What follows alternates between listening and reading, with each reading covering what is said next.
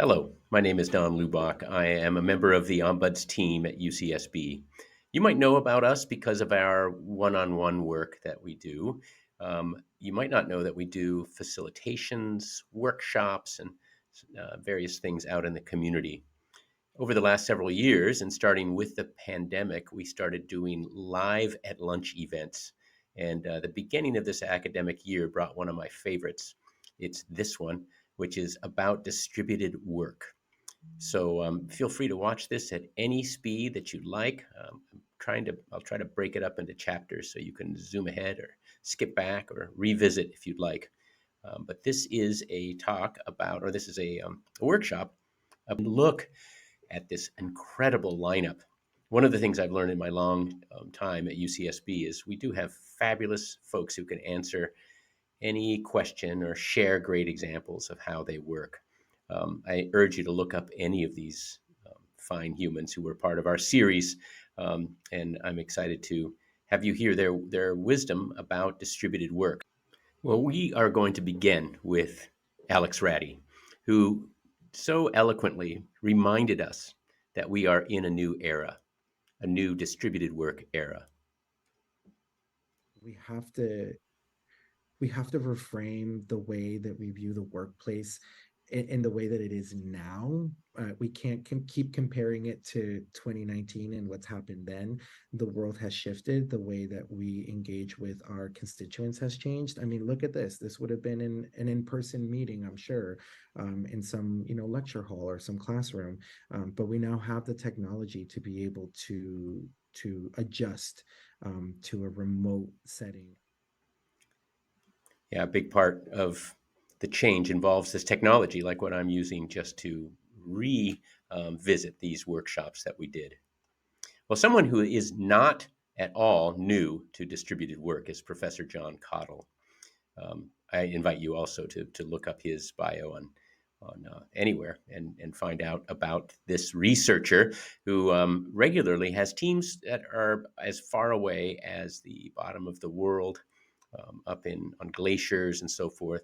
So I thought John Cottle was a perfect person to talk with about distributed work, and a reminder that it seems new to some of us, but it has been going on for a long time, particularly at a very active top tier research university like UCSB.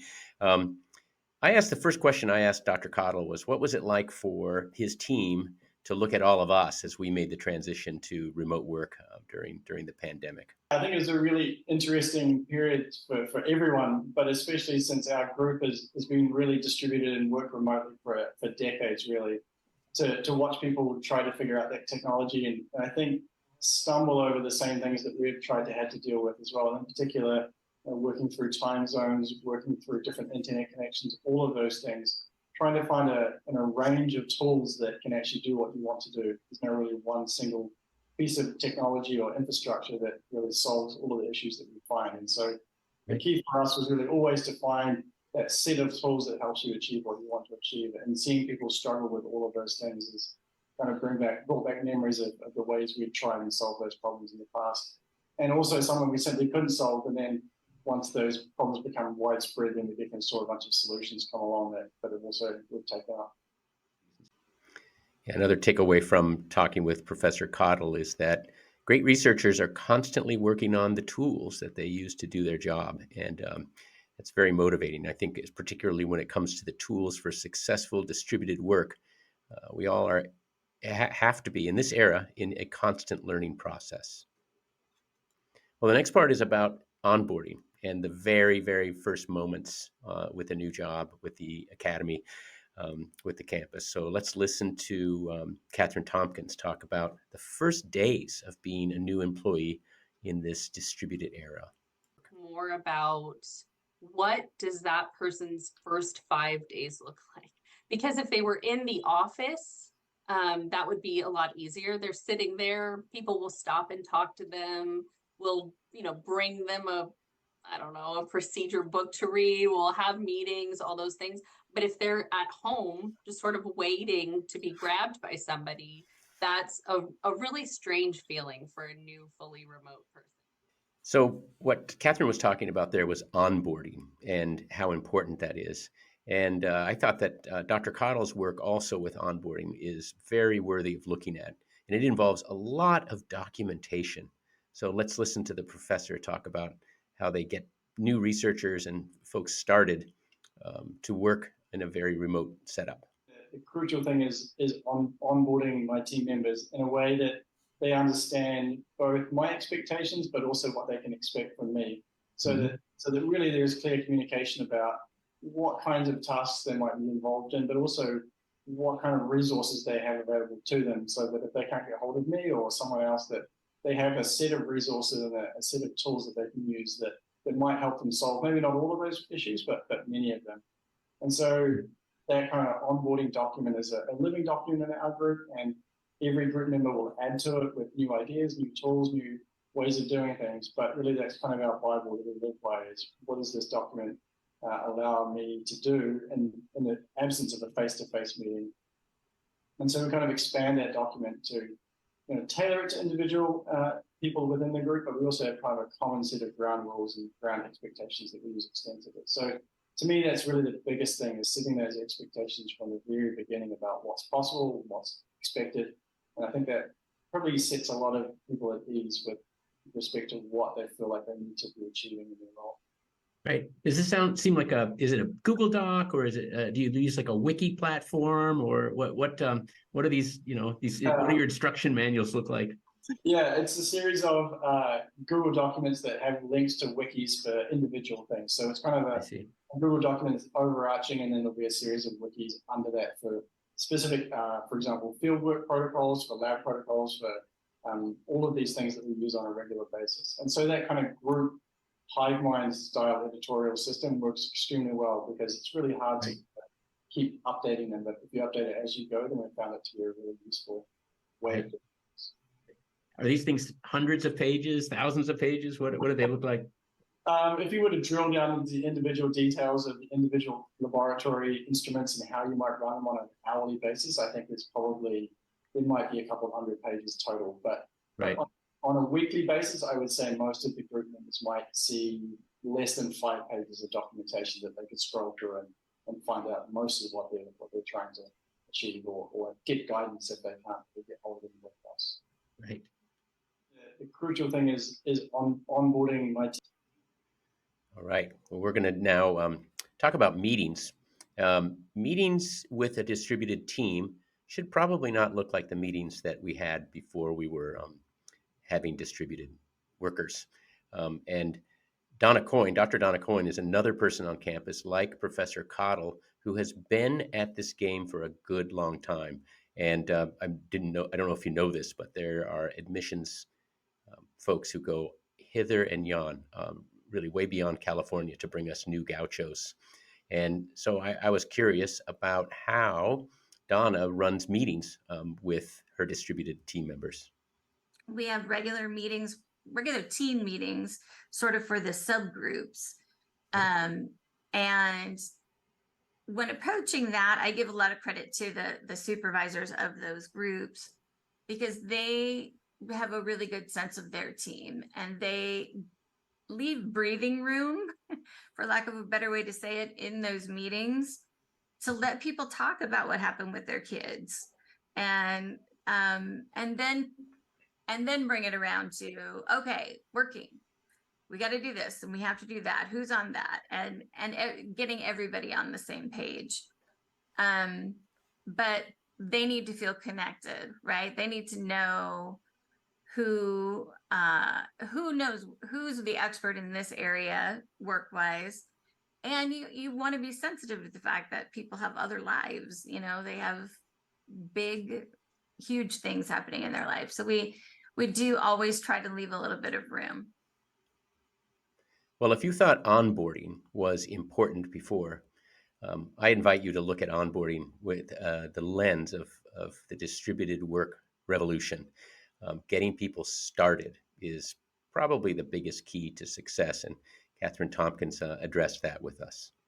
Such as having office hours with a published schedule. And so I'm working all the time, but if you want to just drop in anytime, during 2 and 4, I'm just answer whatever question you have, or at least note it down to get back to you. Like, which would be in addition to scheduling meetings with faculty, obviously, that it doesn't replace that. It's just another opportunity of feeling like, how do I replace that feeling of being able to stop by someone's office and ask them a question? I will, if they're guaranteed to be available during this time, and I know that in advance, then that gives me the security that I can get in touch with someone. John Cottle mentioned that what it really comes down to when you have people far away is trust. And building that trust relationship is very important. This is something we'd be happy to take up with you on a one-on-one meeting at the Ombuds office. Let's listen to Dr. Cottle on trust. So we, especially when I have graduate students, treating them like a junior colleague who you give a certain amount of trust and a lot of respect to what they know, but also giving them guidance at the right time. And so I try to make a point of checking in with them on a routine basis and maybe see where things are going well, see where things are not going well. But it might only be a month or 6 weeks. We have just a really short conversation and really making sure those conversations are targeted around what they want to discuss as much as what I'd like to find out what they've been working on. But seeing those expectations from the beginning to me is really key. And I realized actually a long time ago that a bit of trust goes a really long way. That I don't actually need to be watching out what most of my researchers are doing. 99% of the time they're going to do what you ask them, and they'll do much more than you ask. And so a little bit of mutual trust there and respect goes a long way. Great. Very similarly, Professor or Dr. Donna Coyne talked about what her expectations are when it comes to hours for her distributed workers. I fully expect people to do 8 hours a day for classifications where they're not exempt staff. They need to do 8 hours a day. I personally am fine with them doing it however it works for their life, as long as they make scheduled meetings, right? Like the university still operates on an 8 to 5 schedule, and we put meetings within that time frame. Well, Miles Ashlock is the chief of staff at Student Affairs, and when he visited with us, he talked quite a bit about setting the distributed work culture across a very large division. I think there's more than 400 employees in Student Affairs. Let's listen to what Miles has to say about setting things up for distributed work. I have again and again asked directors to consider what's the maximum flexibility that you could give everyone in the department simultaneously, and then make your decisions about remote and hybrid work within that framework. It's so easy to get caught where, the first 3 staff that ask for remote or hybrid work get approved, and then the next 17 are getting really inequitable consideration because that first calculus wasn't done. So we've tried to promote an environment where it's not first come, first served, and there's that equitable consideration. But all of us were thrown many, many, many curveballs with the pandemic and the kind of stepwise return to campus. Well, there was so much more than I shared with you today, but I want to share one more clip with Professor Cottle, and then we'll wrap it up.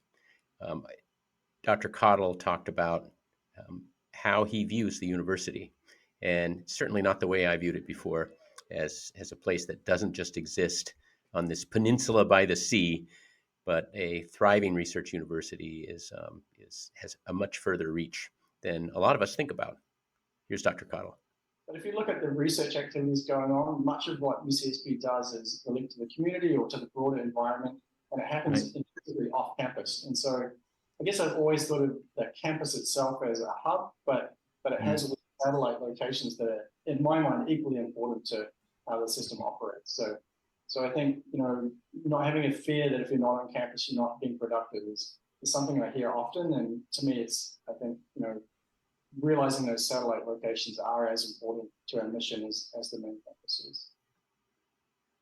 Yeah, that was a real important takeaway for me. I hopefully that was valuable to you. Let's look at the themes, at least as I saw them. So I'm going to share back what I learned from these 3 or 4 workshops we did specifically on remote and distributed work.